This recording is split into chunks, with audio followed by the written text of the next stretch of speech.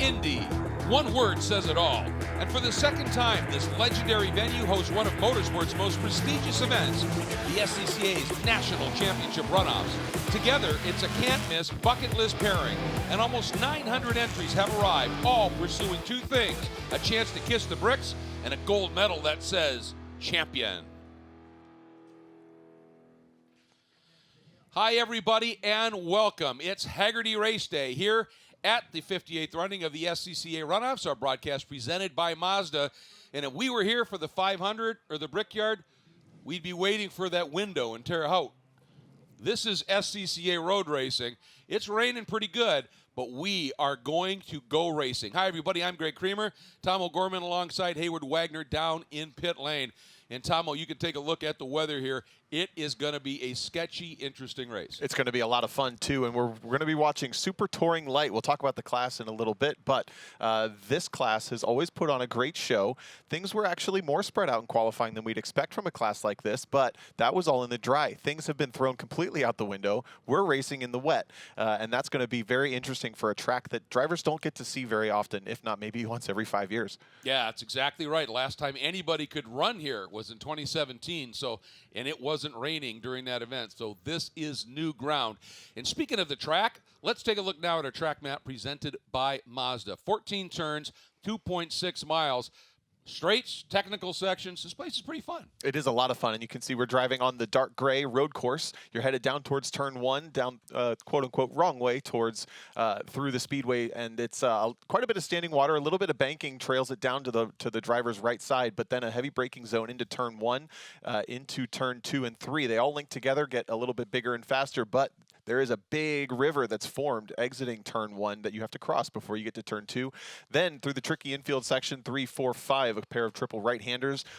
Fine puddles all through there before we get into a braking zone for turn 6. Long carousel that drives kind of like a skid pad, and then onto the Holman Straight, which has 2 different surfaces and a painted white line that's going to get awful slick here in the wet. Then we go into sector 2, turns 7, 8, 9, and 10, kind of the S's section, if you want to call it that. Another big river and some puddles forming between turns 7 and 8 that these drivers are going to have to navigate before coming back up onto the banking. Now, we talked about that banking, draining the water down to the bottom. Turn 11 is at the bottom. It's going to get drained right onto that track into sector 3 before a heavy braking zone for turn 12, where another puddle and river will meet the drivers before getting to turn 13 and sweeping back up through turn 14, which is again at the bottom of some banking and is having some serious puddling. Yeah, lots of challenges here. We just want to remind everybody, just in case you weren't aware of it, that it's a fact. More Mazdas are road raced on any given weekend than any other car brand. And that comes down to 2 things: a great car and great support for the drivers that race them. Big thank you to Mazda. Here is a look. Off to your right, that is the entrance to turn 12. You come up that little bit of banking into 12. This turn 13 is actually one of the more critical corners on this track because it sets you up through the run through 14 and up onto the banking to make a pass down into pit lane and down the pit straight. And next to that is pit lane. And down there is the third member of our team, Hayward Wagner. And Hayward, there's some pretty interesting news that's coming out from the fine folks at SCCA and Mazda. Yeah, we'll get to that midway through the race. We're going to talk about the MX-5 Cup, but right now we're just talking about STL. It's actually slacked up a bit. It's not raining quite as hard as it was. I've talked to all the guys here on the grid. Danny says he loves the wet. He's really excited to get out and run in this. Joe's not quite as big a fan of the wet. Greg's never really run in the wet. So we've got a pretty good mix of experience levels. One interesting note, though, when I was talking to Joe about the wet, he said he's comfortable with it, but this is not the car he would pick. He would pick a heavier front-wheel drive car that really drives the tires down into the ground. So keep an eye for the heavier cars a little bit further back on the grid to come up front. Before we get away, one last piece of technology note. Recognize this, I'm a dad. That is a apple juice bottle that's been cut right at the flute. It's running down a hose and blowing fresh air across Joe's windshield on the inside. That is what a defrost system looks like in STL. Hey, whatever works. Thanks, Hayward. That's a great story and a great application of something that, hey, necessity is the mother of invention, as they say. It looks like they have that one figured out, and that's pretty cool. Now, here's one thing. Denny Stryn, I was fortunate a couple of years ago at the June Sprints to be there, and this race in that car unfolded in the wet. He disappeared. The guy is really good in the rain. He is really good in the rain, but he doesn't necessarily have the platform you choose for the rain, being a front-engine, rear-wheel drive car. He doesn't have that engine over the drive wheels where a majority, at least a half of this field, most of them Honda products, will have that front-wheel drive. And Super Touring Lite is a production-based class, 2-liter engines and under. You see it's mostly made up of those Hondas and Mazdas, but we do have the odd Scion FRS, maybe in a Mazda RX-8 or Honda S2000 out there as well. So you're going to see a lot of very similar-looking cars, but they do get to do engine swaps within their manufacturer. They get to modify the suspension and the driveline just a little bit, but they are production based and they're pretty simple, straightforward, fun race cars. Absolutely, and they usually put on a fabulous show, so we're looking forward to that. It's a big field, so we're just going to run the grid across the bottom of the screen. You can pick out your favorite driver and cheer for them. A couple of drivers we want to note. One, Denny Stryn, did qualify up front, so he is a tire rack pole sitter and doing a great job. It's his 4th career pole in runoffs competition. He is also the one driver in the field that is super sweep eligible, just has to hang on and win the thing. Gee, that's not going to be tough at all. And then we also have the driver that has been named the Hawk Breakthrough Performer, and that is most positions improved from the qualifying session on Tuesday to Wednesday, and that goes to Gonzo Aponte out of St. Cloud, Florida, in his AKT racing team, Pope Machine Shop Honda Civic. 24 positions he jumped from day 1 to day 2, and eventually stuck it right up into the top 15, sitting 13th in that number 44. The legendary yard of bricks right there. Every time you drive by that and you feel that little thump, you know you're on pretty hallowed ground. For sure. And then looking back from Denny Stryn, Joe Moser and Greg Malloy in a pair of very similar Honda CRXs. Malloy, obviously we've seen Moser a lot, actually already won a championship this weekend here at the Runoffs, but Malloy is relatively new to Runoffs competition, finished on the podium last year, I believe made his Runoffs debut at Indy the first time we came here, and has been extremely fast in that CRX, been working very hard. All 3 of those drivers under the track record from 2017 in qualifying. Then we get to a couple of different names, Jimmy Libre out of Puerto Rico in another Civic, and then Taz Harvey, familiar name, in a Civic Type R. Sorry, an Integra Type R. So we have 4 out of 5 on the front 5 positions, front-wheel drive cars. Taz, back in the day, raced a lot of World Challenge when I was announcing it, also some IMSA stuff when I was announcing it.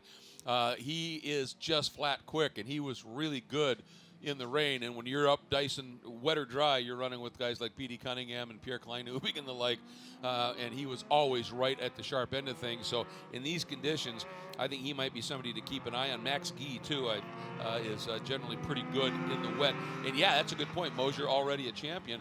That he is now a 3-time gold medalist and going for a 4th and doing it from the outside of the front row. This is going to be 19 laps or 40 minutes, and in these conditions it might tilt to the 40 minutes, especially if we have any kind of caution or whatever, but you can see it's just dark out there anyway, and then you get the spray up in the air and it just turns into, I mean, visibility is going to be a serious issue for everybody outside of the leader of this one. What we learned in some of the past races where it was wet is that this track doesn't have the best drainage, and what it creates are these fine puddles. This is a great camera shot. Anywhere where you see that kind of darker water forming, those are very small puddles. As the car crosses those, it floats for just a second and then gains grip back. Can be very unpredictable, so these drivers are going in with a big mystery at this green flag. And there are also spots where you'll see it's real dark and shiny in an absolute pattern. That's a patch, and you got to be careful for those too. All right, pace car is in. We are about ready to start the run for the gold for STL Super Touring Lite here at the 58th running of the SCCA's National Championship Runoffs. Denny Stryn in that blue and orange Mazda leading the field up. Joe Moser alongside, and they are about to hit it. You can see the starter stand center top of your screen. You'll know we're green. STL is underway. Let's see. Look at Moser just take off. Front-wheel drive car just launching. Absolutely huge start. And you can see Denny Stryn swallowed up just a little bit. Now back in 4th at best at this stage. And Moser now protecting down to the inside. Big swing to the outside, side by side, down into turn 1. Jimmy Libre around the outside going for the lead. The rest of the field streams through. Everyone nice and cautious. Taz Harvey having a bad start. He's on the outside in the white number 8. Falling back a number of positions, as is Denny Stryn. Look at Max Guy in the Prelude around the outside, challenging for the top positions, back from 9th on the grid. Phenomenal run, and Libre did get up alongside, but Moser was able to hang on to it, and Denny Stryn just glommed onto the back of Moser, and Denny, big, deep move down into this really tricky long turn 6, and he doesn't know that it should be a front drive car better out there. That was phenomenal. He clearly has an understanding of where the grip is. Maybe here to say it wants to prove us wrong. He had a terrible start, maybe in the wrong gear or something, Yeah. but then just coming back with a vengeance, almost 3 wide for second. Now we have Yibre powering around Moser for second place in that newer Civic. And Moser now diving down to the inside. Yibre, oh, but Stryn, look at that run around the outside. It was a little bit too wide, and Yibre, I think Stryn was thinking there's going to be good grip out there, and the problem was it was just too long a run.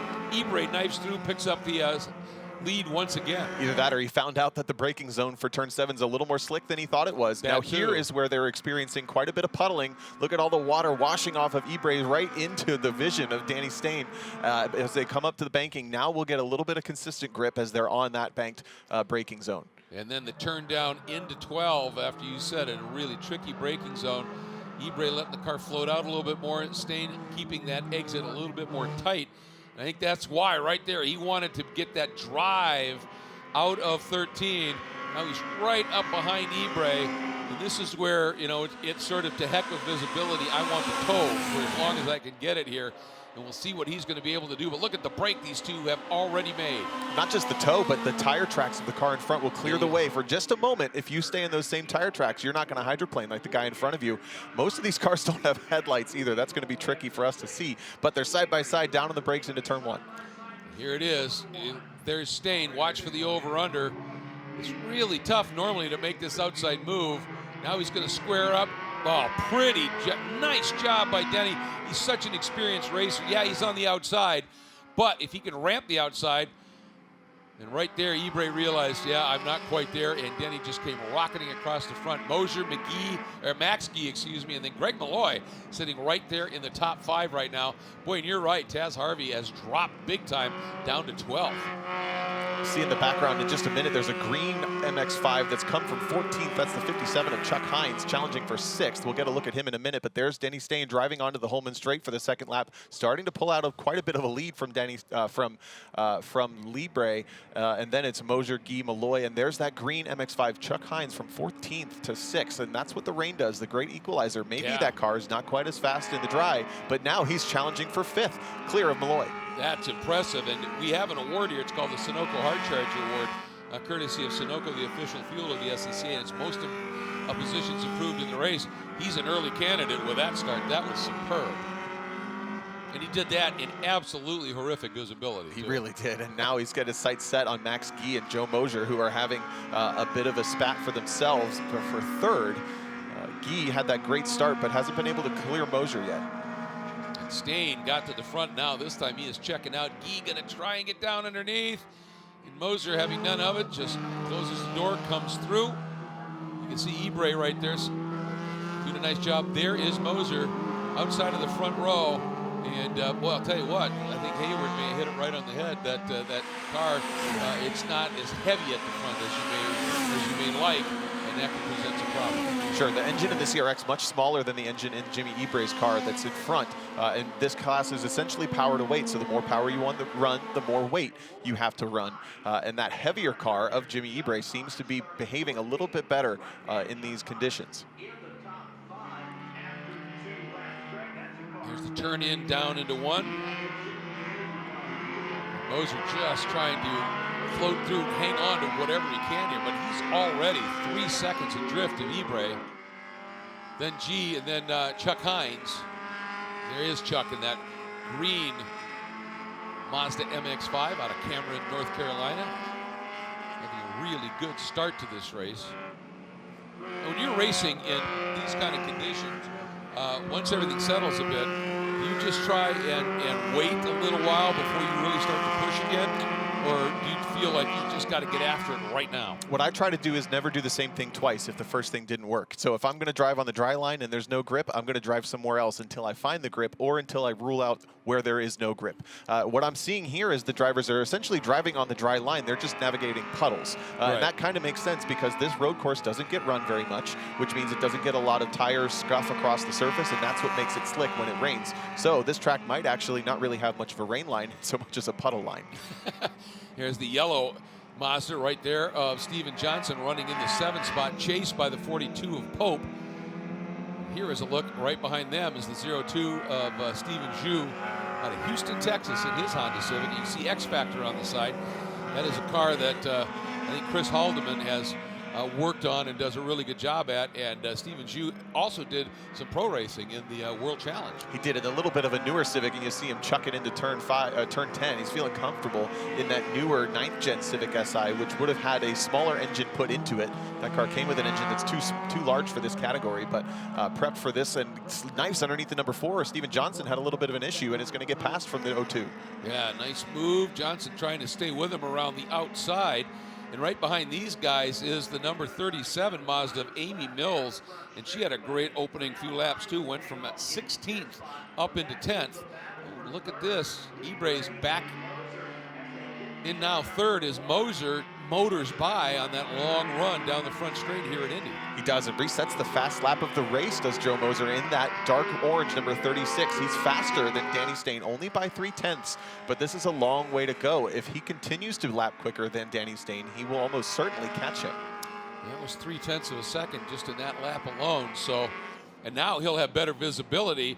And every once in a while, you know, you were talking about it. Sometimes you want to follow somebody for a while, not just because of those tire tracks, but you can see where are they slipping and where are they stuck. And then once you figure it out, then if you've got the speed, get around them. And then he's got some work to do now because he's got about 4 seconds he's going to have to make up to catch the fleet Denny Stryn right now. Kind of what makes what Denny Stryn did at the start of this race so impressive. He wasn't following someone really. Right. He just went out and established his own line, his own rhythm, and he started to drive away, even getting comfortable using the painted curbs, which the paint will tend to be very slippery. You tend to want to stay off of those, but he's kind of confidently using them even. The car just floating beautifully. Again, using the dry line, but there's not much puddling. I wonder if the rain has succeeded just a little bit. Well, Denny is something of a Regenmeister, as they say. And really putting that on full display here right now. I mean, and that car is just exceptionally well prepped and turned out, too. It is a missile in this class. There's Moser. Here's that turn 14. Just keeps it tucked nice and tight to the curbing. You can see the spray coming off of those tires. They are doing the job getting that water out from underneath, but you get to a certain speed and it's tough, even for a well-treaded tire, to be able to keep up with what's going on. And so that's where you, even on the straights, you have to be a little bit careful. Your brake applications have to be very gentle. Ooh, Ibray dropping back just a little bit. And here comes Max G. It's going to be deep on the brakes, too. That pulls up along the outside and starts to turn in, leaves each other some room. Ibray's in just a little bit deep, not going to make the corner, comes across the nose of G, who's heads up and gives him the space, doesn't want a dent on the front of the car, at least this early. Yeah, and that wasn't Ibray trying to do something nasty and everything. He just was a little too hot into the turn. Now G dives down underneath, heading into turn 4, gets through clean. And let's see, can he keep it as we do this long arc from 4 up and around into 5, and now this long left-hander here, turn 6. And G left that big inviting opening right there, but he was actually on a little bit quicker line in terms of grip out there. Ibray stuck his nose inside, but it wasn't going to work. Yeah, the line you saw G run is definitely a qualifying line, but it's a little bit risky to use it in a race, especially with a car right behind you. But G is actually a former champion at the Indy Motor Speedway and STU in this very car. And he's an instructor at the Mid-Ohio Driving School, and if anybody who's been to Mid-Ohio or heard about Mid-Ohio in the wet knows that it is the most treacherous place to drive in the wet, so this might feel like a comfortable cruise for Max G. Well, you bring up a really good point here. Yeah, out of Lucas, Ohio. And behind the top four, that Chuck Hines and Greg Malloy are in an absolute swap. They have a battle. They have swapped the lead a couple of times in the last couple of laps. It is back and forth. Just fun to be watching and following here. And it's back in the hands right now. Malloy just had it. Hines has just gone back by, and watch under braking. What's going to happen here? Whoa, and he's off. Greg a little bit too hot in. Nice save. Keeps his foot in at the front wheel drive, gets him out. A little too optimistic. Yep, he sure is giving it a go. Nice thing about front wheel drive, when something, you start sliding, you turn the wheels where you want to go and just give it some throttle. Hope it'll pull you around. But now that gives a large margin of comfort at this stage to the 57 of Hines. Wow, Denny Stryn is reset the fast lap of the race last time through, but this time Joe Moser smashes it. Goes from a 1:04 from Denny Stryn to a 2 minutes 03. So he pulls a full second out of the fastest lap of the race and is kind of stabilizing that lead to just at 4 seconds. If they keep exchanging like this, I don't know that they'll either catch or come back to each other, but they're exchanging fast laps like it's qualifying for their lives almost. And it is still coming down. It's not raining as hard as it was, but it's still coming down enough to keep this track fully damp. And the one concern you have with rain tires, they have to be really soft to be effective. And if the track starts to dry out a little bit, then you can start overheating the reins very easily. Right now, that is not an issue. But for Denny Stryn, you know the crew is telling him just kind of what kind of lap that Moser just turned, and now can he respond? For sure, and you would think that MX-5 is not a particularly heavy car, but the CRX from behind is about 2,300.5 pounds. This MX-5 is almost 2,800 pounds, so that's about 500 pounds difference. Danny getting real comfortable throwing the car around, but Danny has that extra weight to push the car into the surface that Hayward was mentioning. Yeah, that's a good point. A heavy car in these conditions, once it starts to slide, then it's just an issue of just centrifugal force working against you, but it can give you that little bit of grip as you talk about. And even though both cars have the engine up front, you know, it doesn't do that much. With a front drive car with an engine up front, that can usually be pretty effective, but as you point out, it's just maybe too light. Well, look at this scrap continues here as Ebre working G over pretty good here for that final podium spot. Keeping an eye here to see if Malloy is going to be able on his own, and doesn't look like it. He's dropped off fairly significantly now. Last time through, the fastest of these cars was actually Chuck Hines, but he looks to have slipped this lap, maybe made a mistake. But Jimmy Ebre is not going to let Max G get away with it. He kind of got past last lap and then has responded by being able to follow the Prelude driver, figure out a couple of things, and is keeping up nicely. Once again, down through turn one, and I was just watching, and Greg Malloy just turned the lap over 2 seconds faster than Hines, so that one's not settled yet either. It's not getting too hot yet, but Joe Moser actually took a full second out of the lead for Denny Stryn last lap through. As that one comes together, we'll certainly cut back to it, but Malloy wants the position back from Chuck Hines. This is for 5th. Ooh, and a big wiggle by Hines, and he is off, and tried to keep that car in a straight line, knowing that if he got sideways, this is exactly what would happen. He's got to be really careful here rejoining with traffic coming. That was too bad. He did exactly what he needed to do, but it's just bumpy there, and it started to bump, and then it starts to slide in that grass. You just literally pick up speed when it's wet. Yeah, it's like ice. It just sends you on for a ride. It's actually pretty lucky he didn't come back on the track a little further. Yes. Resumes, and that's kind of heartbreaking. He had such a good start again from 14th to 5th, and now probably back closer to 14th. Take another look at that here, Tomo. Oof. Happened so fast. Just a slight overcorrection, caught a puddle, and sent him into the grass. And once you're on the grass, you are no longer driving the car. You are a passenger. Yeah, you're just sitting there hoping. And yeah, he did everything he possibly could to keep those wheels straight once that happened. So now, work to do for him as he has dropped back, obviously, significantly here. We'll see what he's able to do. Well, now we're paying attention, as you said, to that margin. Stryn to Moser is down to just a tick over 3 seconds. Now the question is Malloy, he's not that far back of the G Libre Ibra battle, and he might have some speed here with that front drive car at CRX. He just came back at Hines incredibly quickly. Yeah, crossing the halfway point of the race. And one of the things that's tough with these rain races is confidence. If you start the race with no mistakes and you continue to get quicker and quicker and quicker, you're building that confidence. But the moment you have a mistake, like we've seen Malloy make or Chuck Hines, you get rattled and you have to get back in your rhythm and trust that you can at least do what you were doing. Maybe don't do what you tried that time again, but yes. you have to get back into your rhythm or the pace will slow significantly. It looks like Malloy has done a great job to resume the pace that he was running and resets his personal best fastest lap last time through. And one of the things you have to do when you're driving in the rain is you just constantly need to adjust. You know, what worked, as you said, the previous lap might not. You see Ibra there running a little wider line, but the car started to come around on him, but he floated some pretty good speed. But you're not just always adjusting just on the steering wheel in corrections, but your line, your braking point, all sorts of things you have to be paying attention to even more intensely than you do in the dry. So things have settled just a little bit. We're going to take a quick break and listen to a little about our sponsors. We'll be right back.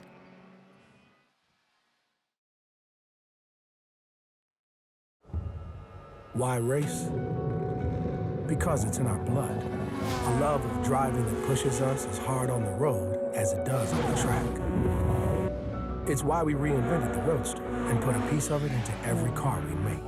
It's why we refine, rethink, and refine again. And it's why we'll always engineer to your heart's BPM, not simply an engine's RPM. Why race?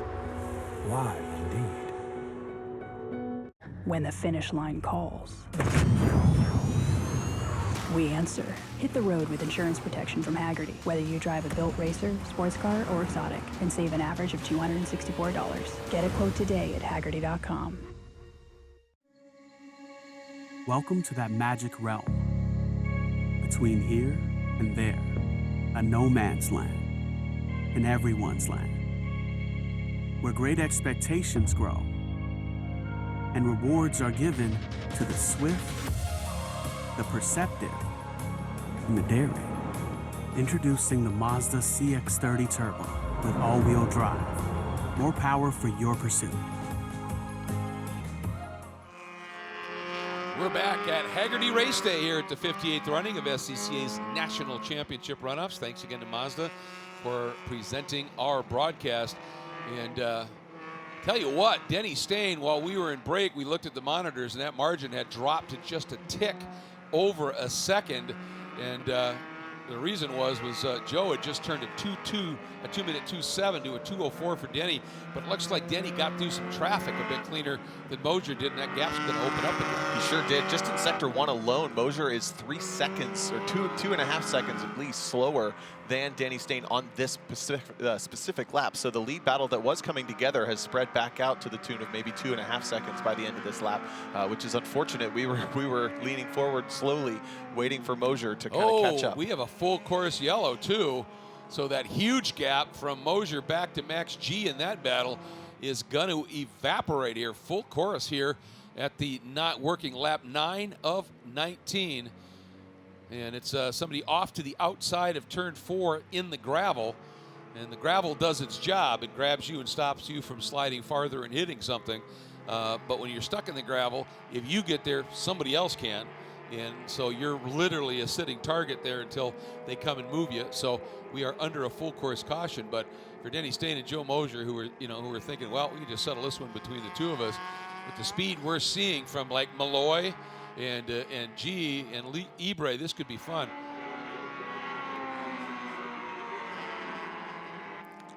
All right. That was pretty trick. That was just a little bit of a deja vu moment here at the Runoffs. Going to try and get to the replay of what happened here. Oh, Moser. Wow. Is that Moser? That's what happened to Moser.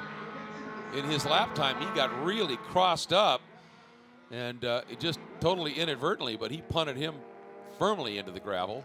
When we heard there was a replay, I wondered if this car was in the gravel related to Joe Moser's slow first sector, and sure enough, he's got a little bit of damage on the right front of that, or left front of that car. It is a steel fender, so it looks pretty sturdy, and if he didn't lock the alignment out, he'll be okay, but that's unfortunate. It looks like he maybe was either surprised by the lack of grip or maybe some target fixation onto the lapped car, focused on making sure he got by it clean and ended up where he was looking.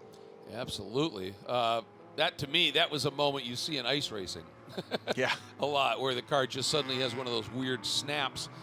And so Moser, who'd been obviously running incredibly quick, but got the lap car between himself and Denny, but then behind them, you've got a few more lap cars, but that whole big, huge gap is going to be closing up. And there you see Max G, and he's bringing Ebre right along with, and then another lap car, then Malloy, who are all running pretty quickly too. So how quickly they can clear these lap cars, they might be right back in the hunt of this. Yeah, for sure, and hopefully those lap cars are kind of aware that they're in the lead pack. Right. They're not going to know specifically which cars are part of the lead pack, but they're going to know they're not quite in this race. But they do have their own race going on, so they don't have to disappear. We just will hope that they sort themselves out pretty quickly.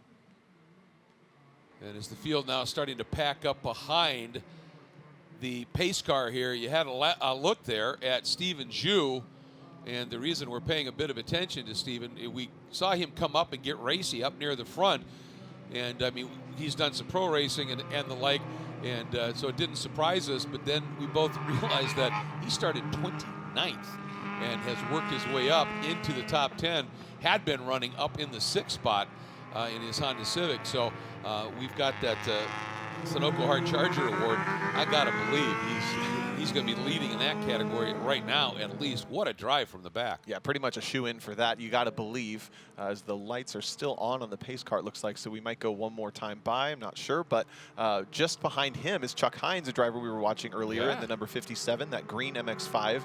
Not in the camera frame right now, but he had that spin, or that slide, we should say, and is now back right behind the cars that he's challenging for position in Steven Zhu and Steven Johnson. So it's a little bit of redemption opportunity for Chuck Hines. He was certainly running quick laps and having a good run. Then right behind him was Taz Harvey, who dropped to 12th, then had worked his way up by the time this caution came around back into 9th.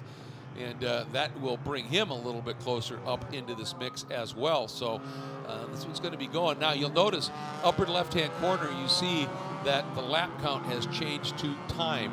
And just with this caution and the lap times they're running, 19 laps was not going to happen within the 40-minute time window, so it is now a timed race. There is Taz Harvey, and he is not only a really talented driver, he's just a great character, wicked sense of humor, and it's a real treat. When I was calling some of these races, I actually spent some time in pit lane when he was doing some of the IMSA stuff, and doing interviews with him down in the pits was always absolutely hilarious and great fun. You can almost see the sense of humor when he's driving sometimes. He just drives pretty fun. Yeah. Had a great charge last year at the Road America event where he was challenging for, if I remember correctly, either a top 5 or a podium, and maybe had an engine expire, something like that. So a little bit of redemption happening at this event this year. But there's a look at the top 2, the orange and blue MX-5, and then the orange CRX are your first and second place cars. And we are going green next time by. And as you said, all these cars that are down a lap, you hope that if they're going to help, they just like come out of 14 and get way down out of the way. But one of the things that you'll hear a lot in drivers' meetings is don't help. Let us come by you, because we've got a plan on how we're going to get past you. But in this instance, if they all just stay low and out of the way, I'm sure all of this top group going for the medals would appreciate that. Yeah, learning to become invisible on a racetrack is a skill set all on its own. And sometimes you see that when you watch Formula One qualifying. Those guys are great at being invisible when they're not on a hot lap, but not necessarily something everyone gets to experience. There is Denny Stryn, who you may recognize of Spec Racer Ford fame. Yeah. This is a car they brought to the runoffs just for fun. They race it in Endurance Racing Series. It's not fully prepped for this category by any stretch, but they did bring some rain tires, and he's having a great race. Started in the 21st spot and is now challenging for something like 11th to 13th, as he actually just slipped back to 14th last time through, but is in a great battle with a bunch of cars. And they always say rain's the great equalizer. He's experiencing that right now in a slightly underprepared car. Right. But, yeah, it's underprepared, but he is really good in the momentum car, the Spec Racer Ford 3, and in the wet, smooth is everything, and that's what it is. That even, as you said, if you have a ton of horsepower in the wet, sometimes that really doesn't help you much. And so and most importantly of all, he's running the runoffs at Indy, and he's grinning inside that helmet. So that's what matters. A few more of our competitors here. Looking at the number 81 of Hugh McAlfee in the Flat Out Motorsports Mazda. There's the number 61, Scott Bettinger, the Don Preston Racing Mazda Hoosier Miata. All right, here we go. Pace car now. We'll go straight on here. Hayward, what's the word down in a damp pit lane? Guys, I'm here with Mike Bulletin, who's talking about the MX-5 car that's towards the back of the field at the moment, and we can come back to it, but we want to get a chance to talk to him a little bit about that before the race is over.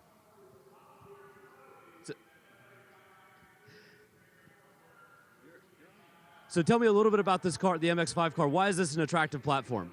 It's built kind of to be a cheap, effective car to run, reliable and easy to tech, so that it kind of highlights the driver's performance more than the car. You kind of get a better sense of that, and it's a good ladder system. Are they fun to drive? Absolutely. I can't even imagine out there in the rain, it'd be a blast. They like to slide around. Thank you so much.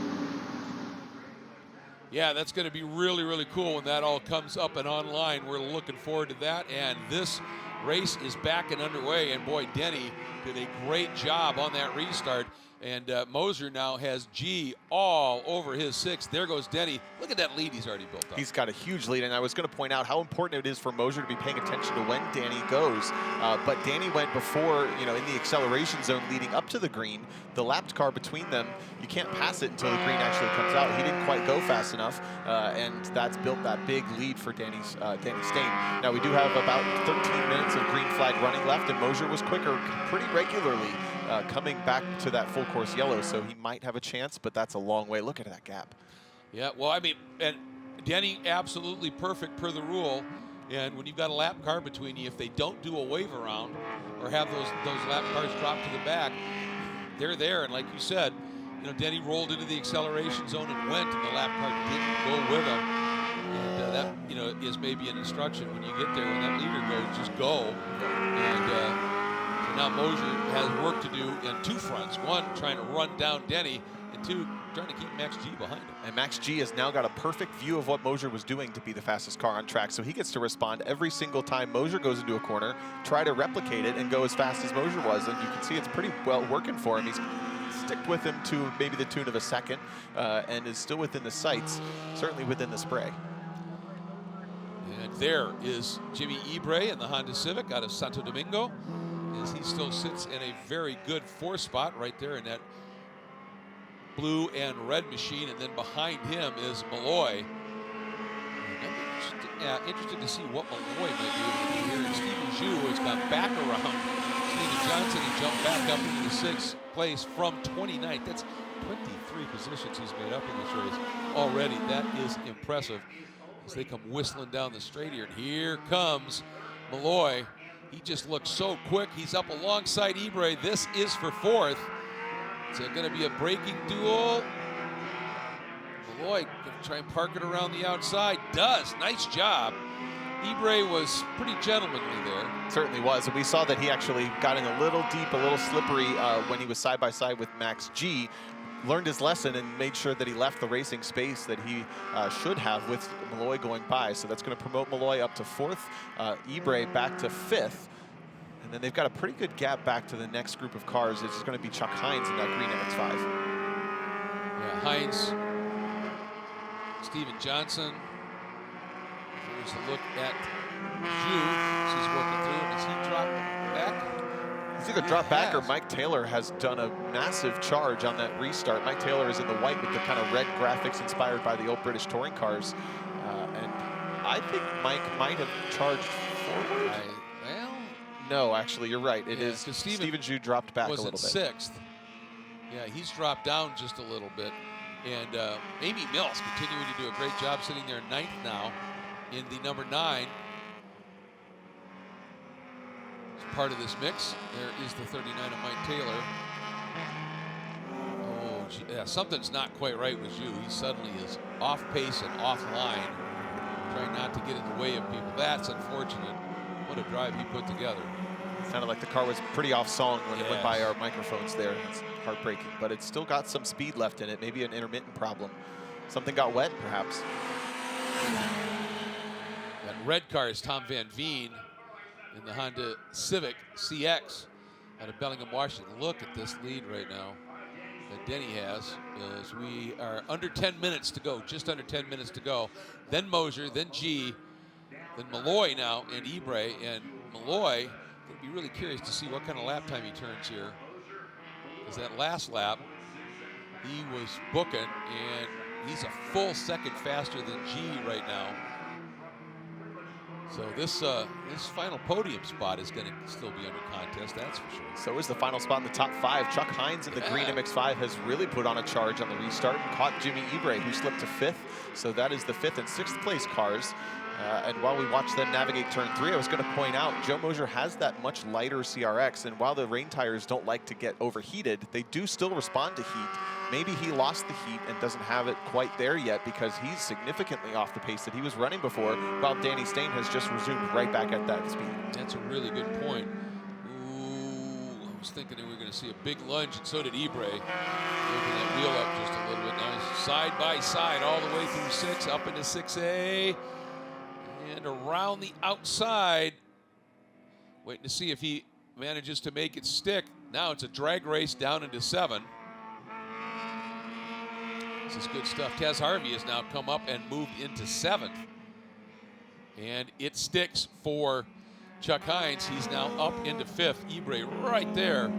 And there's Taz just flashing into view in that white number 8. I'm curious as to what kind of lap times they're going to be running here at this stage. Malloy in that last lap, as I said, is running really, really quickly, and I think he's going to be right up with G. Look at Ibre absolutely refusing to just let Hines make this one permanently stick.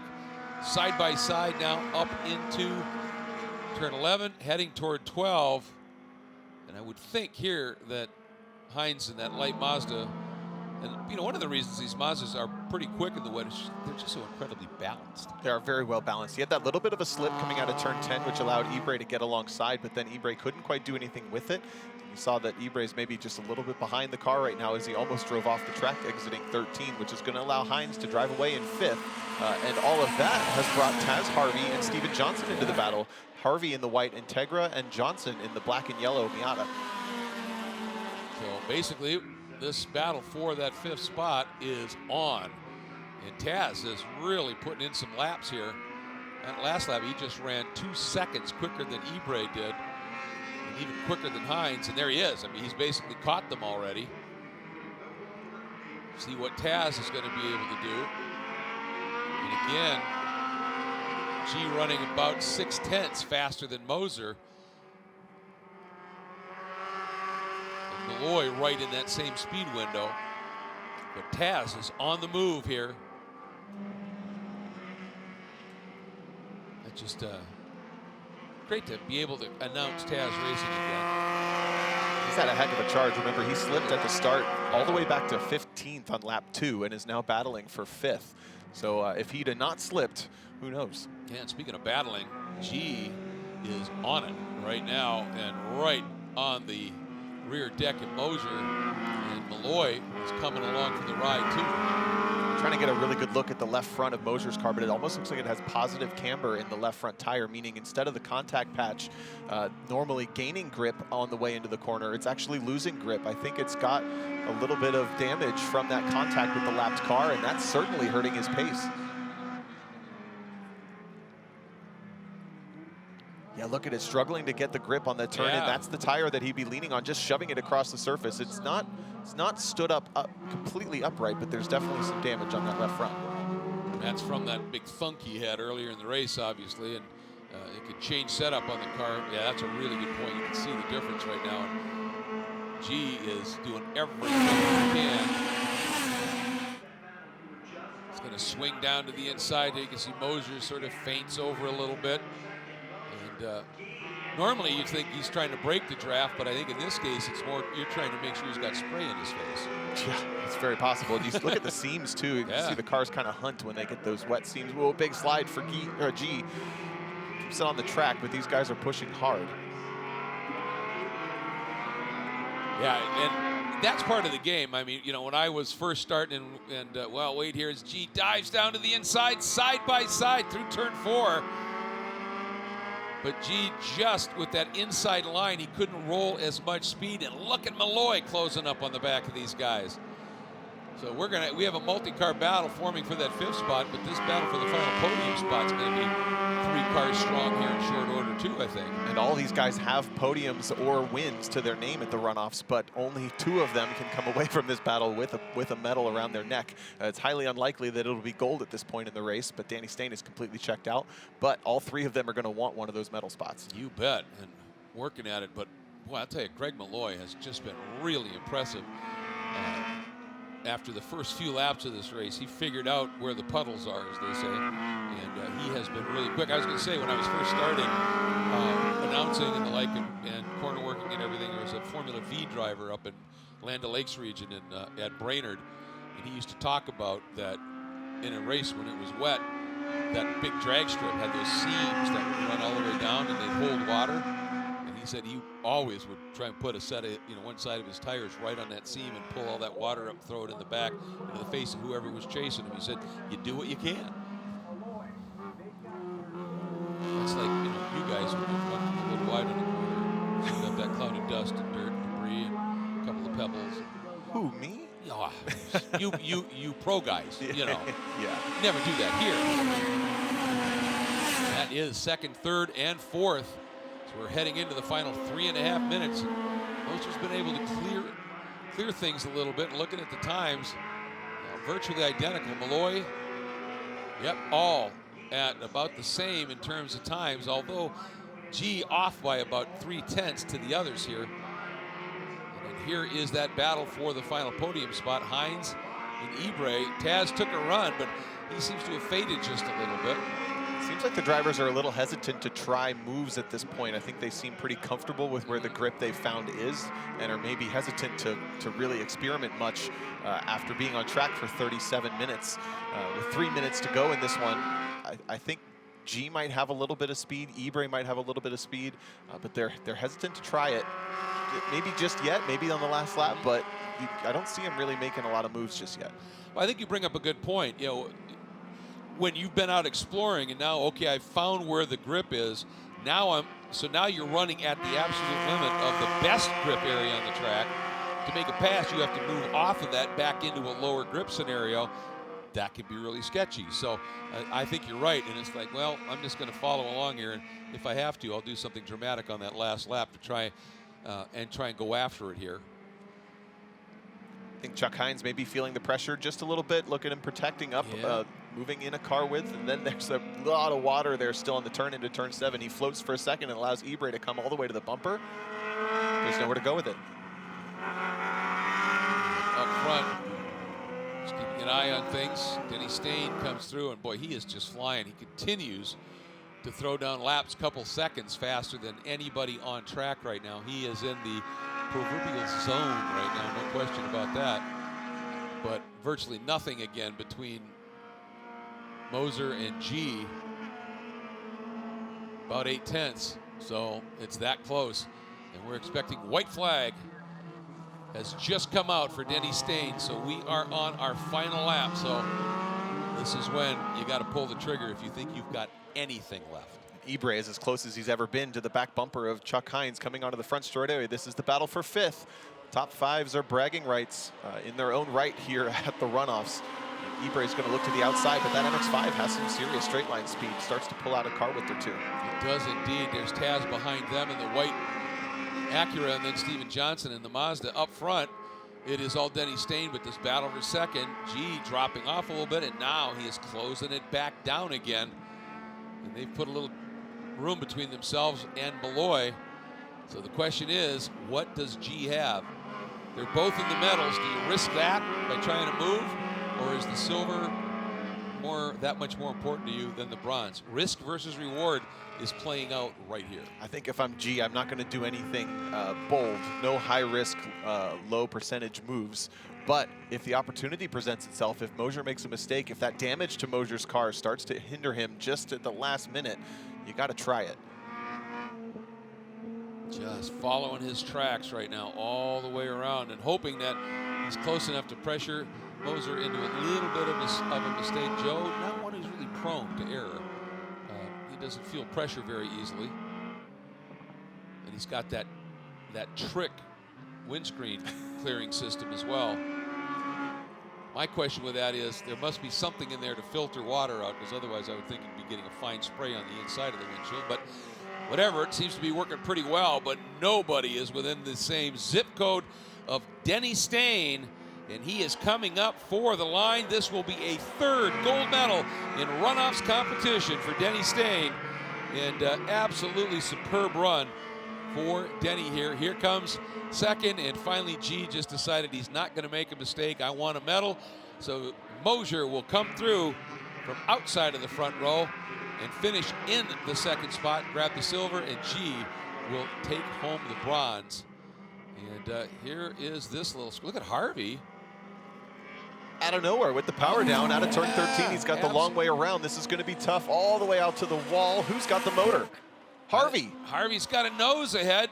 We've seen that motor for Hines, but Harvey has enough and gets it done.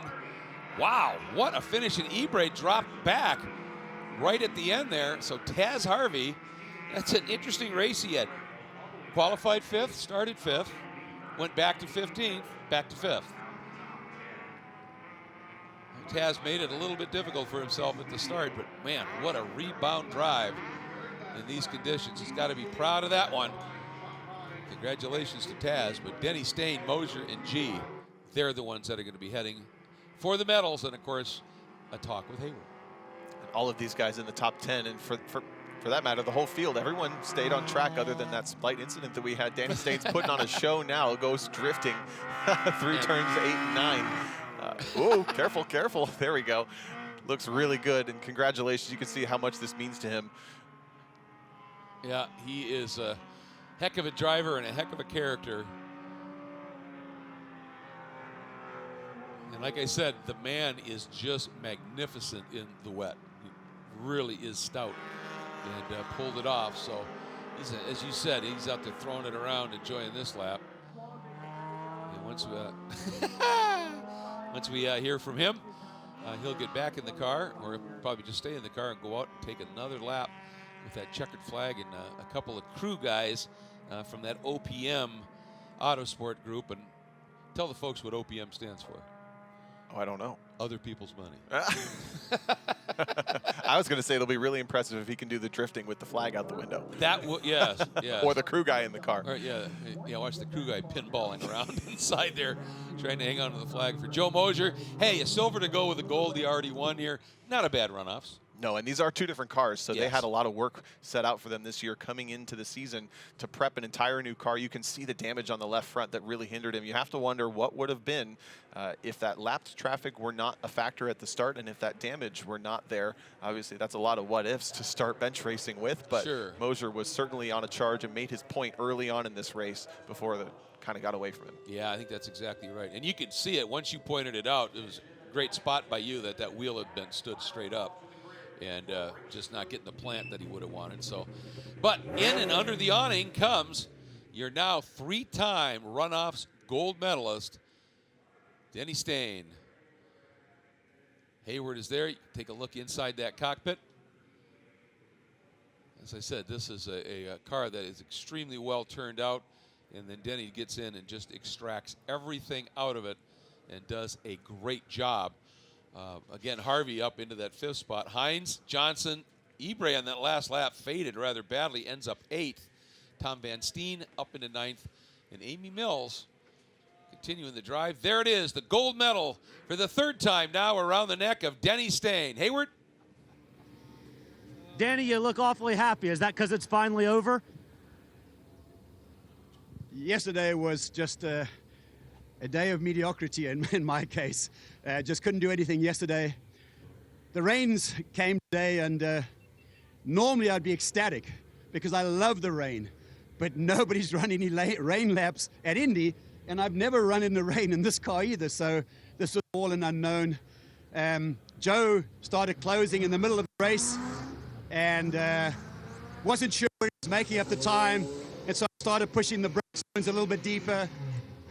You're known very much as a focus first driver. You do a lot of study, you do a lot of learning. What is it like to have to maintain focus in conditions like this? Well, first of all, let me tell you that 15 minutes before the start of the race, we couldn't get the car started. For the hour before that, we could not get the car started. So, yeah, to come from that sort of setback, you then have to switch your mind around and get into the zone. And the rain was lovely because you cannot, for a second, let your mind wander for just a moment, because it's, you know, it's all it takes. One moment and you're out.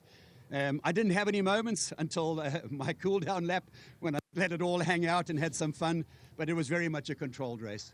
Well, congratulations on a championship. The steering wheel says it's just another race. I don't think that's true anymore, is it?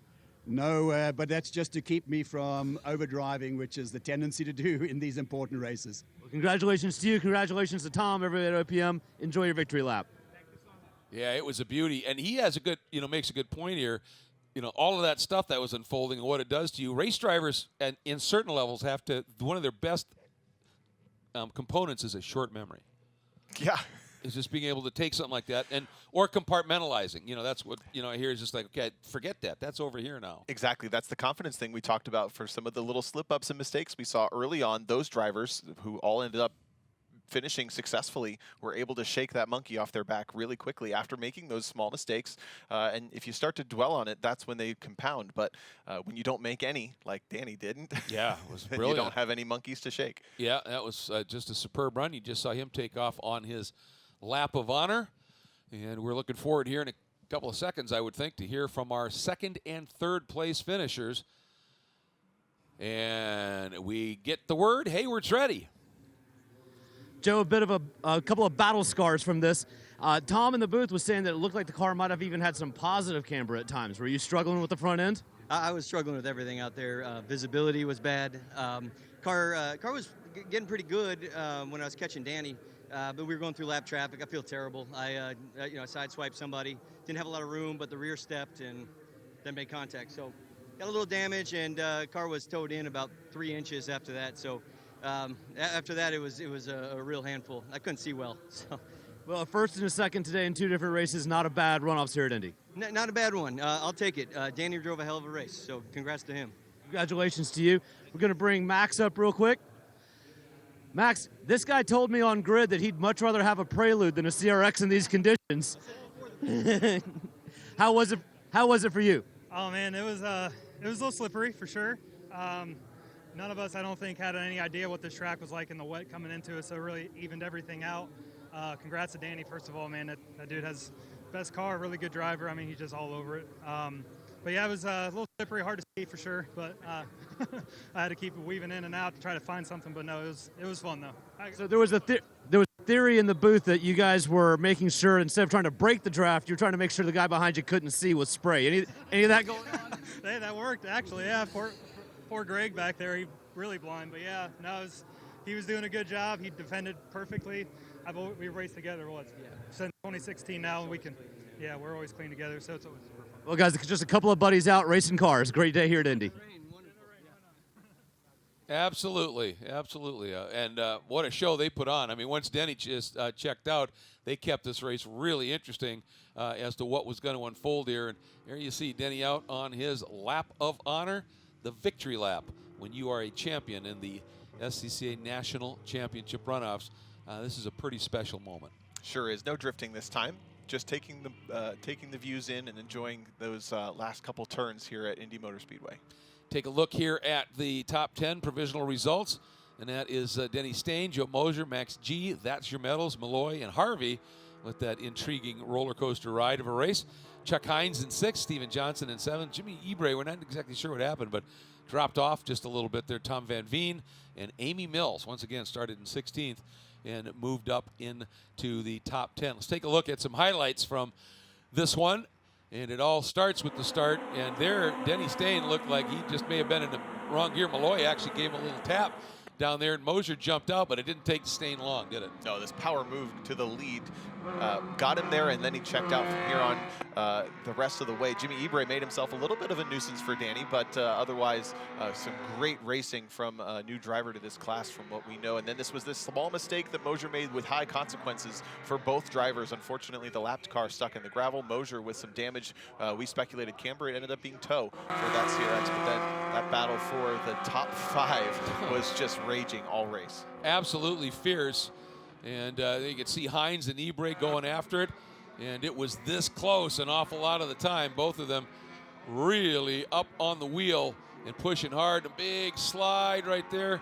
Hines had a couple of offs and had to come back from a big slide earlier in the race. But when it was all said and done, Denny Stryn getting the 3rd gold medal, checking out by a margin of victory of 16.7 seconds.